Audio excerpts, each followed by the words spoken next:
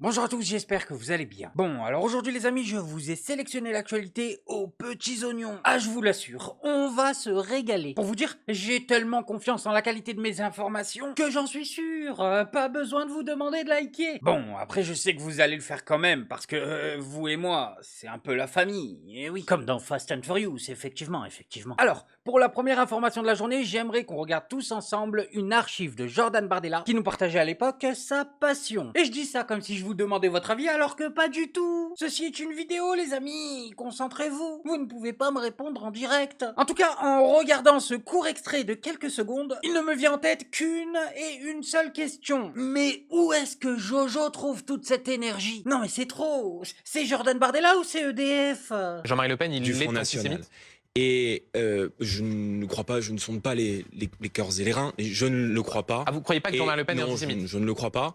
Maintenant, Ah bon? je Mais suis il a né, quand même été condamné je plusieurs suis fois né, pour Monsieur cela. Duhamel, je suis né en 1995, et vous me parlez d'un temps que je n'ai pas connu. Ah oui, mais c'est ça aussi. Tu lui parles d'un temps que les moins de 20 ans ne peuvent pas connaître. Qu'est-ce que tu veux que le gars fasse? C'est bien connu, personne n'a aucune idée de ce qui s'est passé avant sa naissance. En tout cas, où est-ce qu'il trouve toute cette énergie? La question reste en suspens. Quoi? Ne me dites pas que vous n'avez pas la rêve de où est-ce qu'il trouve toute cette énergie? Attendez, c'est pas possible, c'est déjà devenu un classique. La séquence est légendaire. Si vous n'avez pas la rêve de où est-ce qu'il trouve toute cette énergie, quelque part, vous avez un peu loupé votre vie. Non mais moi je dis ça, je ne juge personne. Pour vous l'expliquer, la semaine dernière sur France TV, à la question qu'est-ce que vous pensez de Nicolas Sarkozy, Jordan Barthoudla a répondu ça. Où est-ce qu'il trouve toute cette énergie? Et quelques secondes plus tard, quand on lui a demandé qu'est-ce qu'il pensait de Donald Trump, il a répondu ça. Où est-ce qu'il trouve toute cette énergie aussi? Et là les amis, c'est dingue, mais on aurait pu continuer. On aurait pu lui demander qu'est-ce qu'il pense d'Emmanuel Macron, notre roi. Il a une énergie qui lui est propre. Waouh, un témoignage bouleversant. Et qu'est-ce qu'il pense du lapin rose, mascotte de Duracell qui nous vend des piles? C'est-à-dire il a une force d'énergie.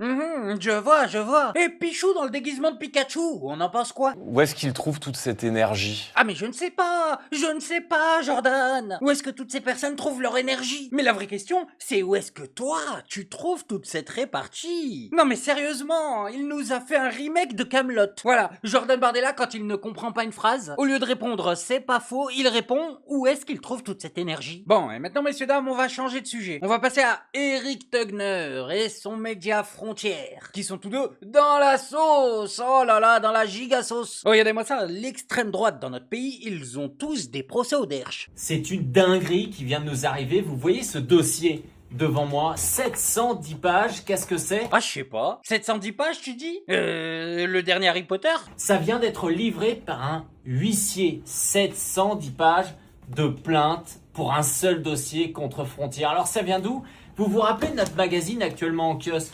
Collabo, ces maires complices de l'islamisme. Bien, il s'avère qu'il y a un maire socialiste qu'on a épinglé dans notre top 30 qui est absolument pas content. 710 pages, je n'ai jamais vu un tel dossier. Ça doit coûter une fortune en huissier pour nous livrer. 710 pages qu'on a en double, hein.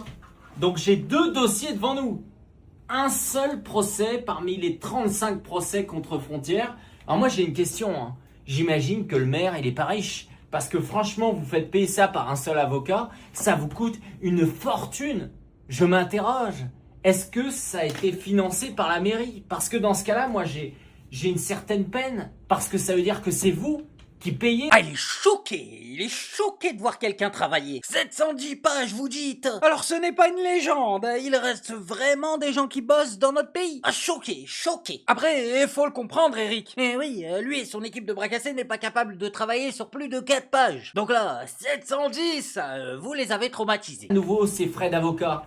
Et c'est vous qui paierez le fait que, évidemment, il perdra en justice. Alors vous savez, quand vous nous demandez pourquoi est-ce qu'il faut faire un don à Frontières, ben c'est pour ça.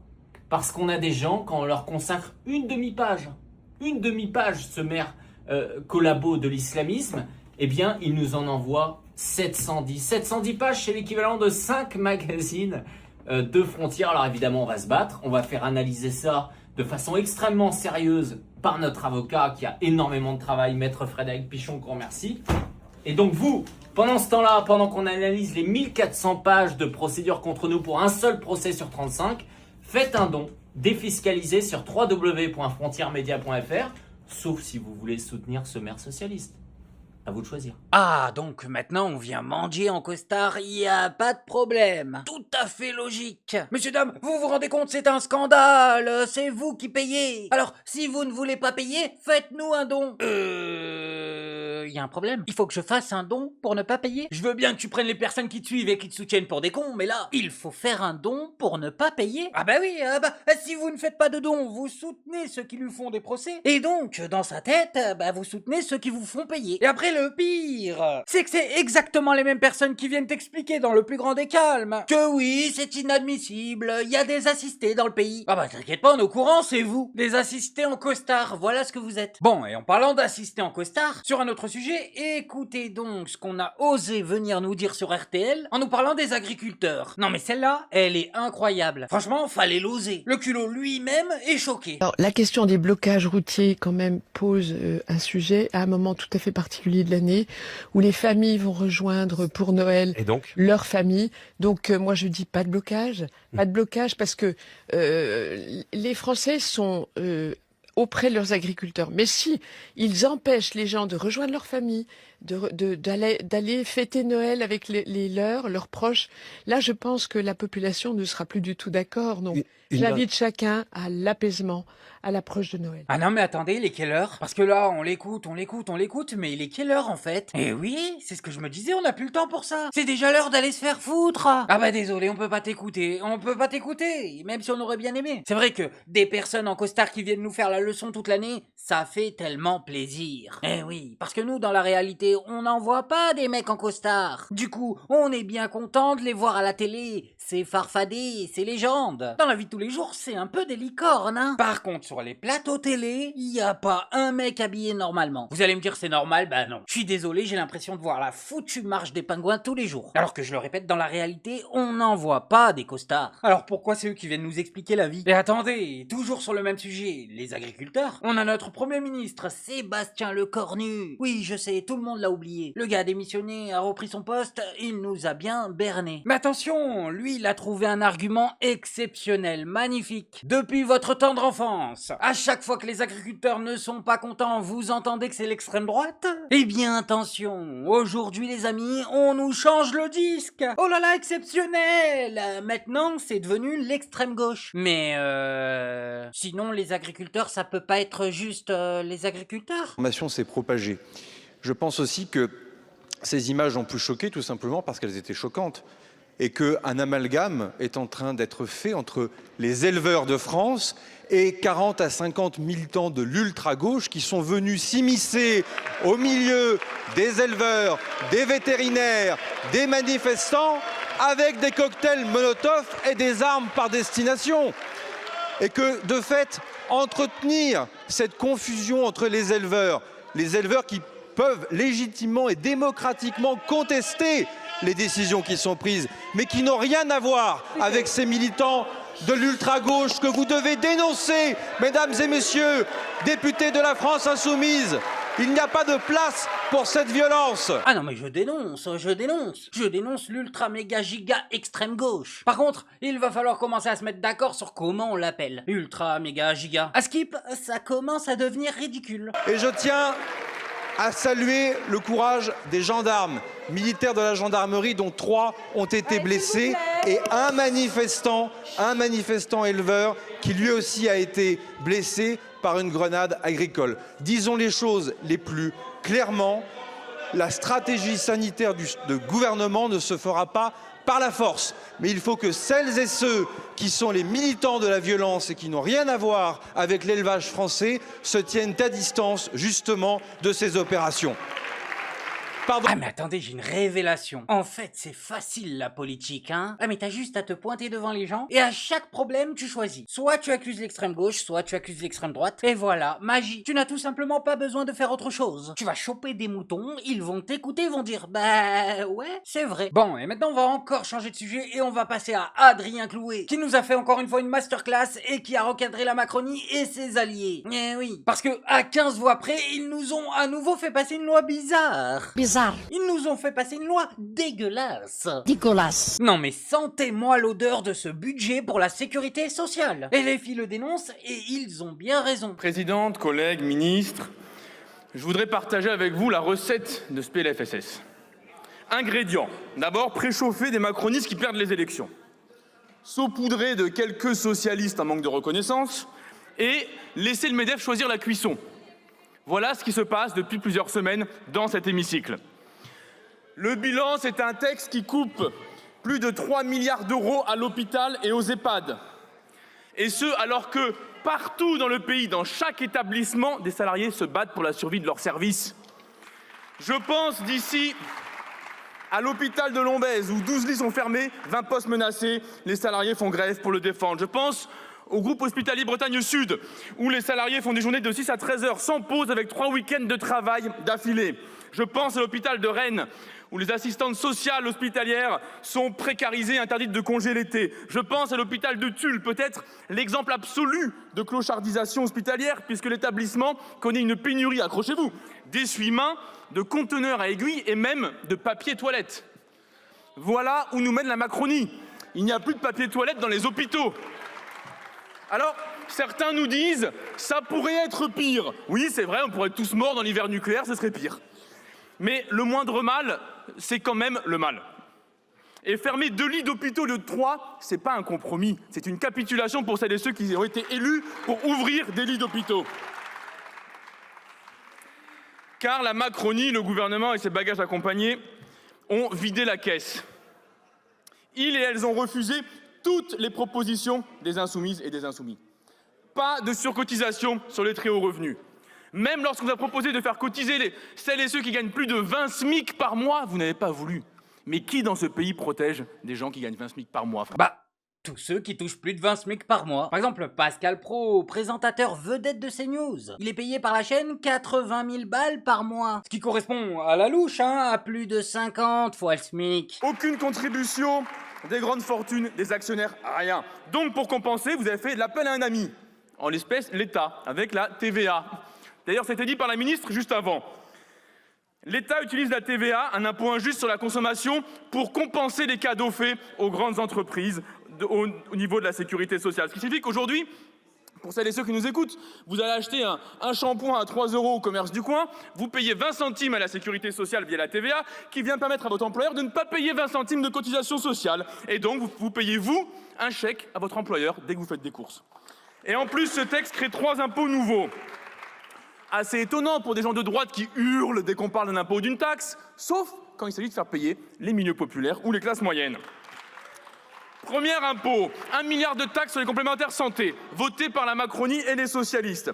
La ministre nous dit « ce ne sera pas reporté sur les cotisants ». Le lendemain, le rapporteur général de la Sécu nous met un amendement disant « ouvrons une négociation pour que ça ne soit pas reporté sur les cotisants ». Il faudrait peut-être s'accorder, vous êtes au banc à côté, parlez-vous, n'hésitez pas. Au final, les organismes confirment augmenter la facture. 10 € de plus pour un salarié de 25 ans et jusqu'à 80 € de plus pour quelqu'un qui dépasse les 70 ans. C'est plumer les assurés sociaux. Non mais il y a des socialistes qui aident la Macronie à faire passer des lois antisociales. Non, ça n'a aucun sens. Et au passage, toujours les mêmes qui payent. Après tu me diras c'est normal. Les personnes qui sont en train de travailler l'opinion publique au corps protègent leurs magots. Bon, et maintenant mes amis, on va se diriger tous ensemble sur RMC en direct pour voir Shirin Ardakani, avocate, rappeler à un auditeur en colère et au passage à toute l'extrême droite de notre pays qu'en France, il existe des lois. Et que c'est ton devoir en tant que citoyen de les respecter, que tu sois content ou pas. Pour vous mettre un peu de contexte, un OQTF voulait se marier, un maire de droite a refusé d'exécuter, il a refusé le mariage, et du coup, ce maire a démissionné. Mais tout ceci est parfaitement illégal, puisque ce maire n'est pas censé refuser un mariage. Eh oui, droit fondamental de l'être humain. Si le pays dit que c'est ok, le maire doit faire, il n'a rien à dire. Moi, je comprends pas pourquoi on va marier quelqu'un qui n'a pas le droit d'être sur le territoire français. Moi, on marche sur la tête avec ça. Je suis désolé, peut-être qu'il y a des lois, je peux vous comprendre, vous êtes avocate, vous connaissez plus que moi. Mais moi, je comprends pas cette logique de pouvoir, en fait, permettre à quelqu'un de pouvoir se marier alors qu'il n'a pas le droit d'être sur le territoire. Et là, c'est le maire qui va se retrouver dans des circonstances quand même de justice où il va être peut-être condamné à 5 ans avec une amende derrière et qui va perdre un boulot. J'arrive pas à comprendre ça, en fait.